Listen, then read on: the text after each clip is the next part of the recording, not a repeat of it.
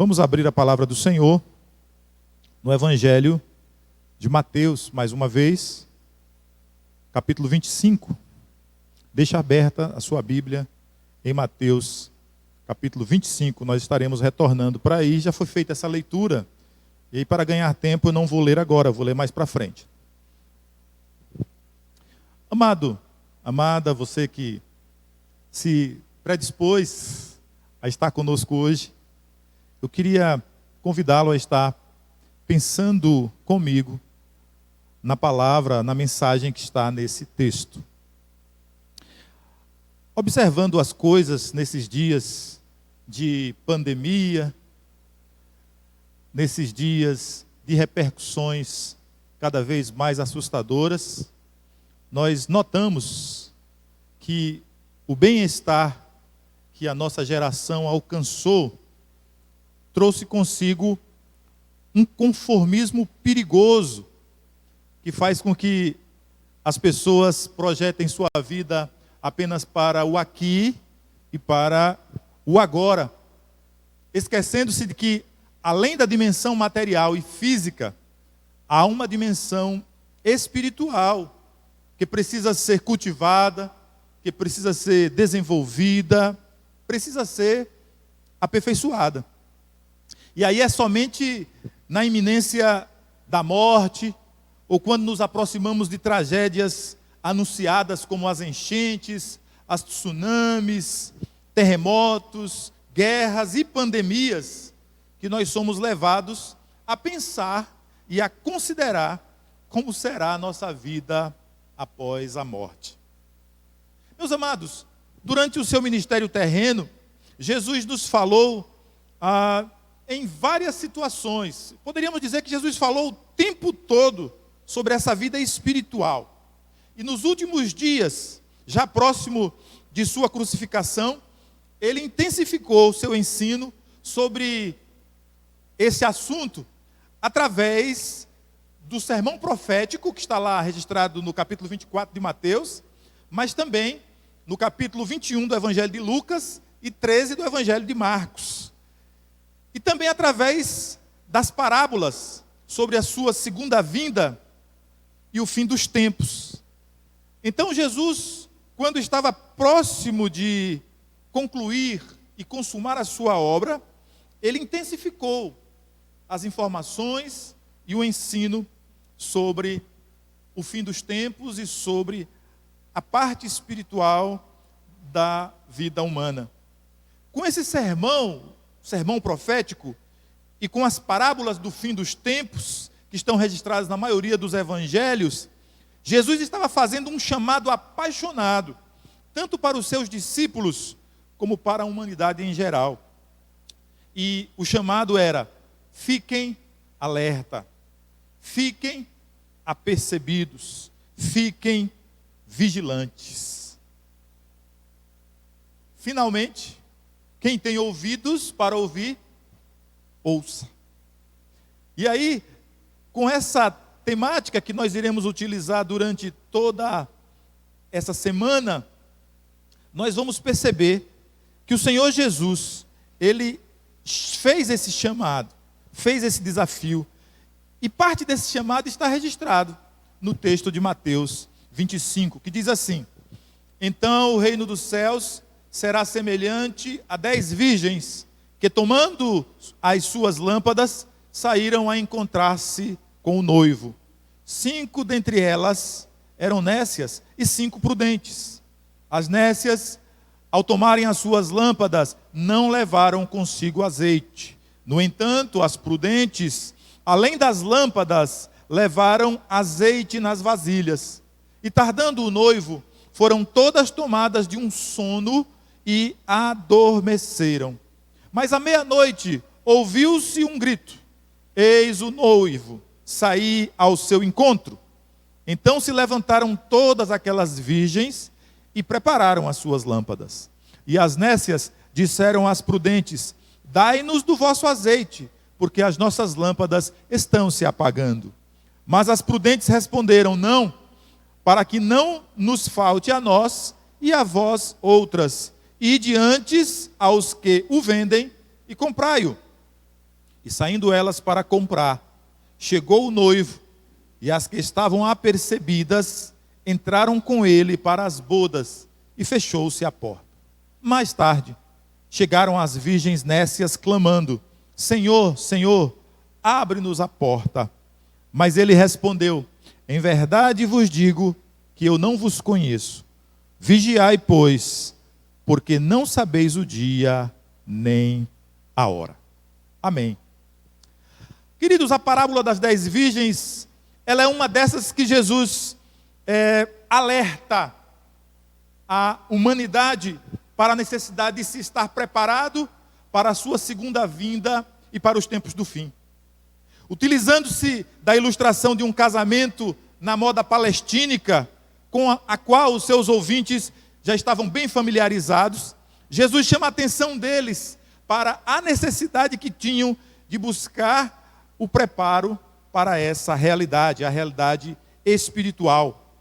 O essencial para a nossa compreensão da ilustração é o fato de que as 10 moças, elas eram designadas para formarem um cortejo nupcial e com suas lâmpadas deveriam apresentar alguma performance ali no decorrer da cerimônia.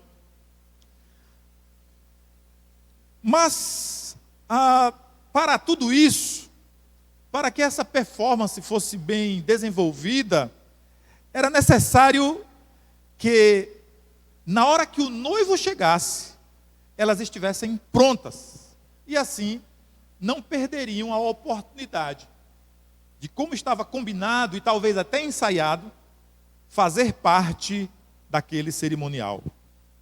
Meus amados, conquanto todas as meninas estivessem cientes da tarefa e da responsabilidade individual de terem suas lâmpadas em pleno funcionamento, 5 dentre elas foram negligentes e não se prepararam da forma adequada. E, sem querer entrar nos pormenores, basicamente o que aquela cerimônia representava era exatamente a caminhada do noivo. Naquela época, os casamentos eles tinham pelo menos 3 momentos. Primeiro era o momento do compromisso, depois o noivado, do qual, se houvesse um rompimento pela morte do noivo, a noiva já seria considerada viúva, mesmo assim. Tal era a importância e a seriedade do noivado. E depois acontecia o casamento, que era o seguinte: o noivo saía da sua casa, acompanhado de seus amigos e também dos familiares, e iam até a casa da noiva. Trazia então a noiva para a sua casa, e lá acontecia as bodas, o festejo. E talvez, em um desses momentos, é que toma parte essa história que Jesus apresenta. Meus amados irmãos, a grande verdade que essa parábola nos transmite, ela pode ser resumida em pelo menos 5 afirmações que eu gostaria de fazer para vocês com base nesse texto. A primeira afirmação é que a vinda do noivo é certa. Isso está no versículo 1.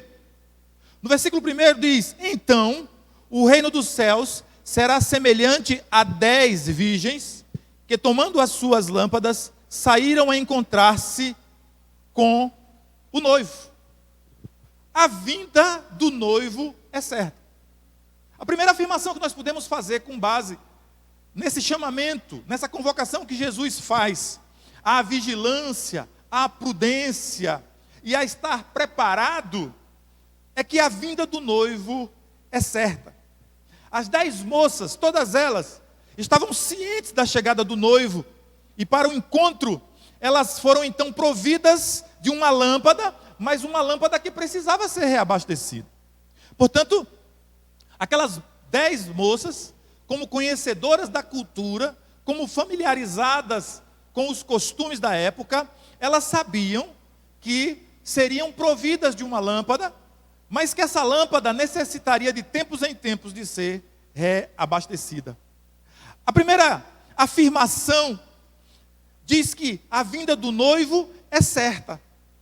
Por isso aquelas moças estavam ali preparadas. Olha o que o versículo diz. O versículo diz que o reino do céu será semelhante a 10 virgens que, tomando as suas lâmpadas, saíram a encontrar-se com o noivo.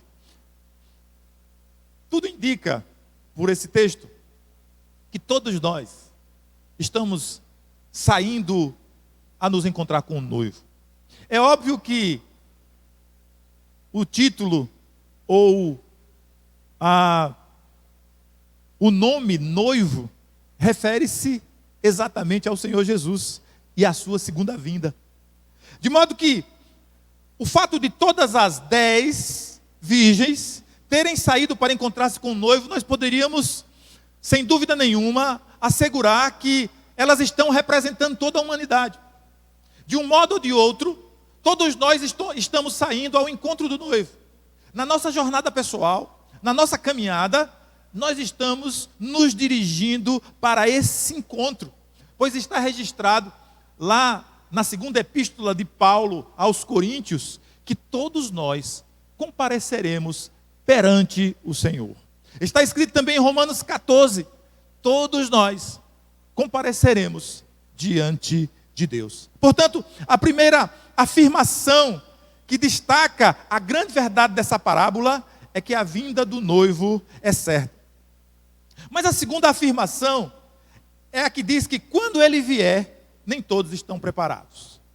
Meu querido, minha querida, tem havido algumas inquietações nesses dias. Algumas pessoas estão verdadeiramente aflitas. Algumas estão em pânico por conta de toda essa conjuntura que se instalou diante de todo esse cenário que se descortinou perante os nossos olhos. E há muitas pessoas que estão angustiadas e elas estão com medo. Mas aqueles que conhecem a palavra de Deus, aqueles que sabem do que Jesus falou a essas coisas, a esse respeito, eles estão preparados. E aquelas pessoas que estão preparadas, elas não estão assustadas.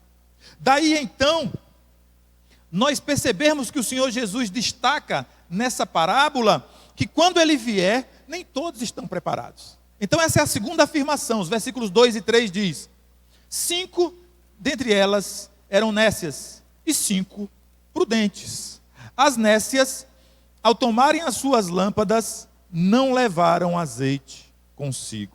Esse é o retrato da sociedade em geral. Esse é o retrato da humanidade. Nem todos estarão preparados quando ele vier. Eu pergunto para você que me ouve nesse momento, você está preparado?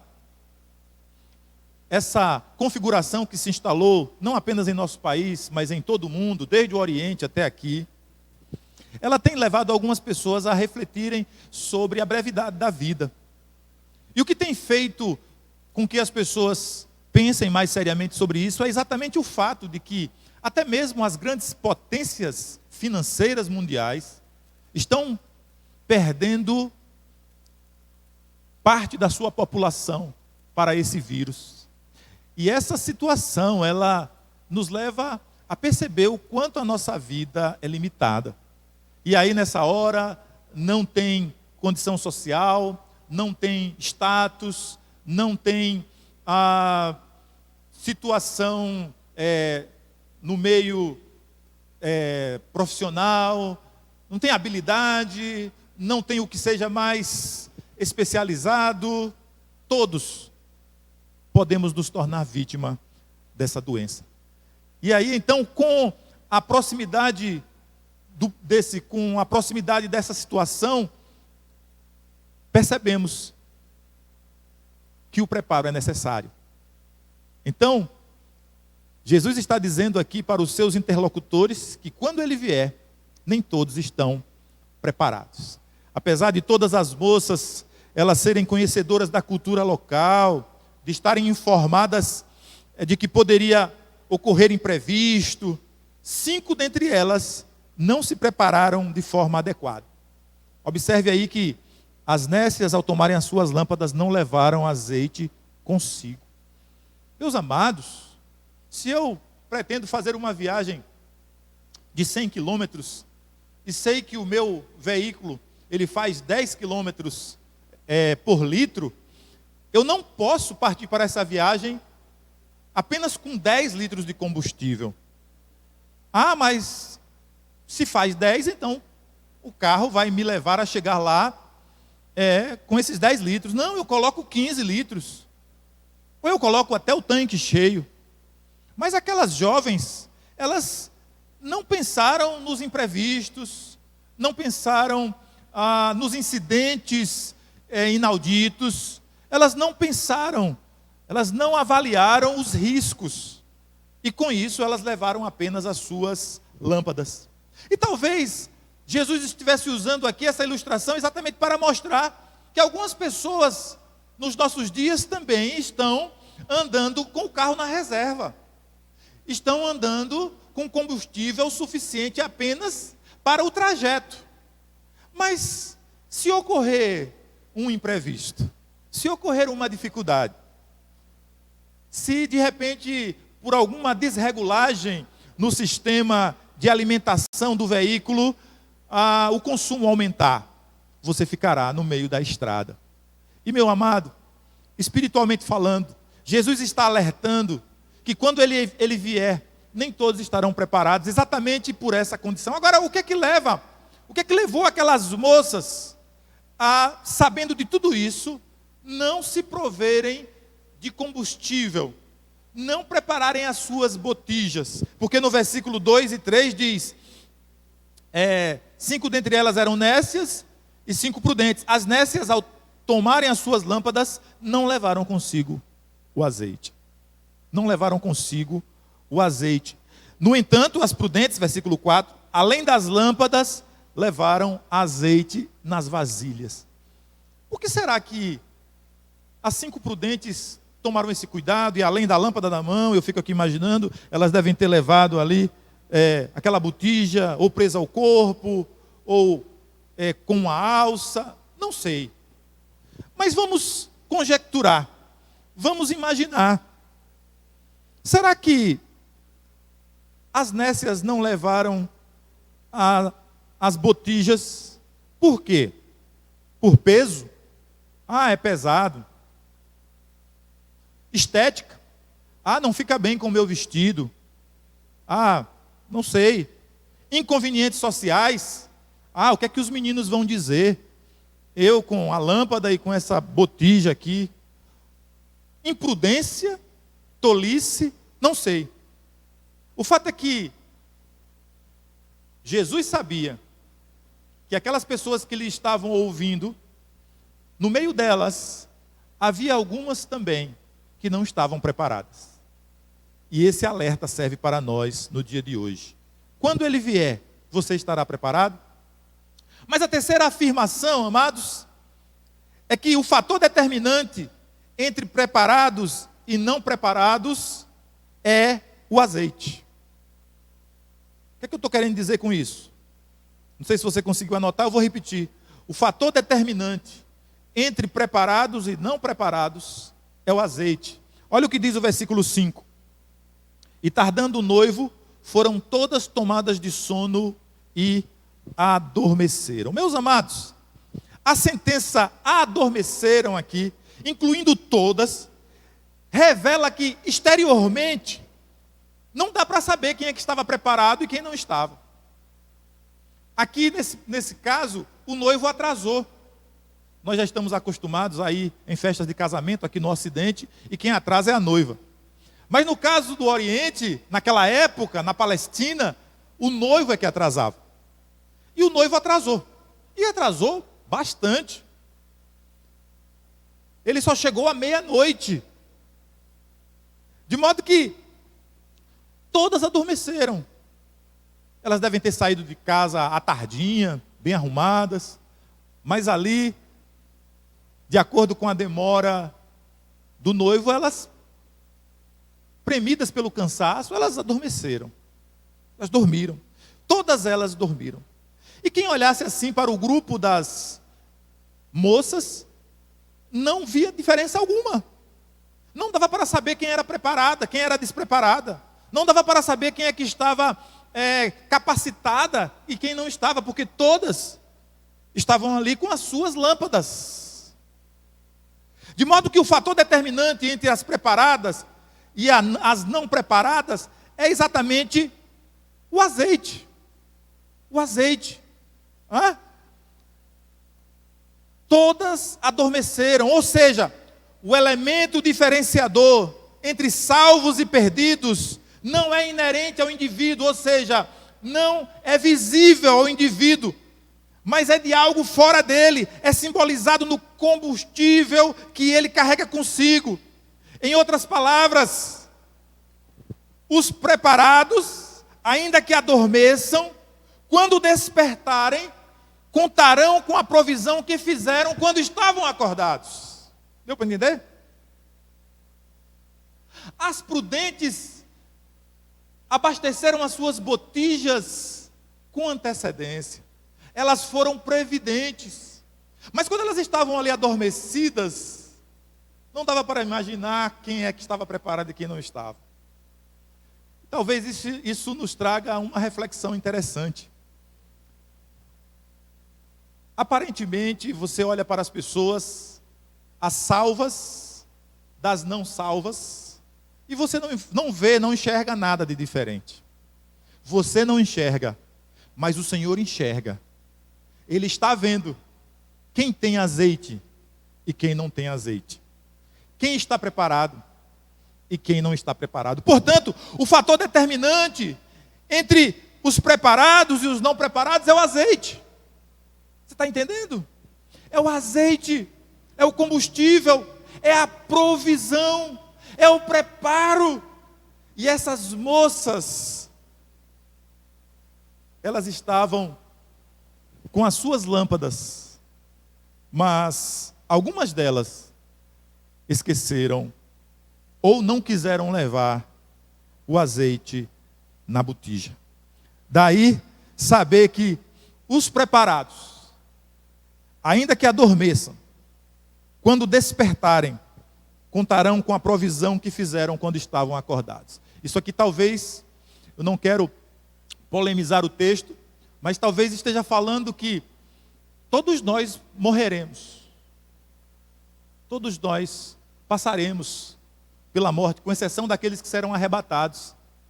Mas conforme está escrito na carta aos Tessalonicenses, nas duas cartas, e como está escrito em 1 Coríntios capítulo 15, nós ressuscitaremos. E não apenas os salvos ressuscitarão. Jesus falando no Evangelho de João, no capítulo 5, ele diz que chegará a hora em que todos os homens sairão dos seus sepulcros, uns para a glória eterna e outros para a vergonha eterna. Então isso está de acordo, esse pensamento não está fora desse contexto aqui. Pois talvez o fato de todas terem adormecido é exatamente talvez Jesus quisesse ilustrar que mesmo que alguém estivesse morto, no dia em que ele voltar, ressuscitará. Afinal de contas, foi ele mesmo que disse a Marta e Maria na morte de Lázaro: aquele que crê em mim, ainda que morra, viverá. Eu sou a ressurreição e a vida.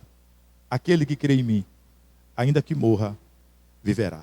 Portanto, a terceira afirmação que revela essa grande verdade, a grande verdade dessa parábola, é que o fator determinante entre preparados e não preparados é exatamente o azeite. Amém? Agora vamos para o tópico de número 4, já caminhando para o final da nossa reflexão. A quarta afirmação, que está nos versículos 8 e 9, é que o preparo para a cerimônia ele é pessoal e intransferível. Olha o que está escrito nos versículos 8 e 9. E as nécias disseram às prudentes: dai-nos do vosso azeite, porque as nossas lâmpadas estão se apagando. Mas as prudentes responderam: não, para que não nos falte a nós e a vós outras. Ide antes aos que vendem e comprai-o. O preparo para a cerimônia, para o encontro com o noivo, é pessoal e intransferível. Nesses dias em que as aflições estão à flor da pele, nesses dias em que a angústia, a inquietação, seja por conta da iminência da própria doença chegar, ou mesmo por conta do desemprego, das questões econômicas, de que tanto se estão falando nos jornais, o fato é que o preparo de uma pessoa não serve para outra. Vimos aqui que as nécias, no momento em que despertam, elas percebem que as suas lâmpadas estão apagando. E então elas recorrem às companheiras e pedem um pouco. Mas a resposta, ela é clara. Ela diz: não, para que não nos falte a nós e a vós outras. Isso nos ensina que o preparo para o encontro com o noivo, para a cerimônia de casamento, ele é individual, ele é intransferível. Isso significa, meu amado, que o preparo do pai não serve para para o filho. O preparo da mãe não serve para a filha. A provisão do amigo não serve para o outro amigo. Assim, cada um de nós deve estar buscando o seu próprio preparo. Em outras palavras, cada um de nós deve ter azeite nas nossas botijas. E falando talvez sobre essa mesma parábola, no Evangelho de Lucas, nós vamos perceber no capítulo 12, versículos 35 a 37, o Senhor alerta aos seus ouvintes, dizendo: cingido esteja o vosso corpo e acesas as vossas cadeias. Olha só, cingido, ou seja, vestido, preparado, esteja o vosso corpo e acesas as vossas cadeias. A lâmpada precisa estar acesa. O corpo deve estar vestido. Mas a provisão de um não serve para o outro. Ela é pessoal e intransferível, conforme percebemos aqui. Não, para que não nos falte a nós e a vós outras. Meu amado, minha amada, o dia da chegada do noivo aproxima-se. Daqui a pouco se ouvirá o grito: eis o noivo. E como você está? Você está confiado no preparo dos seus familiares? Você está confiando no preparo do seu irmão mais velho, da sua irmã mais moça? Ou você está ciente de que o preparo de um não serve para o outro? O preparo para a cerimônia desse grande casamento, dessa grande cerimônia, é pessoal e é intransferível. Não, para que não nos falte a nós e também a vós outras. E, em último lugar, a grande verdade que essa parábola nos conta, ela é confirmada pela quinta afirmação. É que não há segunda chamada após a vinda do noivo. Versículos 11 a 13. Assim nos diz a palavra do Senhor. Mais tarde, chegaram as virgens nécias clamando: Senhor, Senhor, abre-nos a porta. Mas ele respondeu: em verdade vos digo que não vos conheço. Vigiai, pois, porque não sabeis o dia nem a hora. É bastante emblemática a cena em que a pessoa que vai abrir a porta é o próprio noivo. É cheia de significado essa passagem, porque diz que ele respondeu. Ele quem? O noivo, versículo 12. Mas ele respondeu: em verdade vos digo que não vos conheço. É ele quem vai atender a porta. Aquele mesmo que lá em Apocalipse está dizendo: eis que estou à porta e bato. É aquele mesmo que diz nos evangelhos: eu sou a porta. Se alguém entrar por mim, entrará e sairá e achará pastagem. Portanto, esse relato nos deixa cientes de que não há segunda chamada após a vinda do noivo. Quando o noivo chegar, e ele receberá, ele abrirá a porta para os que estiverem preparados. E observe você que o diferencial é um só. É exatamente a capacidade de provisão. aqueles que se capacitaram, se prepararam, mesmo que adormeçam, quando despertarem, eles poderão lançar mão daquilo que prepararam quando ainda estavam acordados. Daí, o Senhor nos dizer que não há segunda chamada após a vinda do noivo. Meu amado, minha amada, como podemos aplicar essa mensagem à nossa realidade? Em dias como esses que estamos vivendo, em que há muita inquietação e insegurança, é preciso lembrar que a vinda do noivo é certa. Jesus virá. Jesus virá. Não temos dúvida disso. Ele mesmo disse que voltaria. Lá no Evangelho de João, ele declara: olha, na casa de meu pai tem muitas moradas. Se assim não fosse, eu vou-lo teria dito. Mas vou preparar-vos lugar.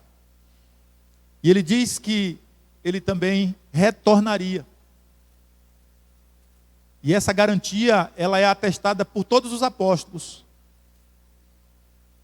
E nós precisamos, em dias como esses que estamos vivendo, reafirmar: o noivo vem. O Senhor Jesus vem. Ele virá. E quando ele vier, nem todos estarão preparados. Se nem todos estarão preparados, no futuro significa que hoje você pode preparar-se.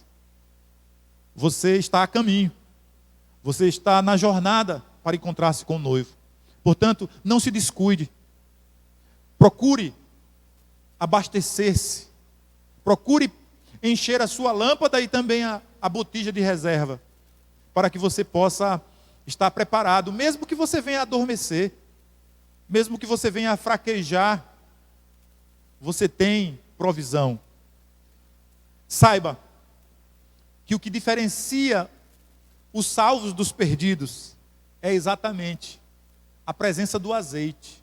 E o azeite, nas Sagradas Escrituras, ele representa aquele elemento, aquela substância purificadora, curadora, curativa, também que refrigera, que alivia.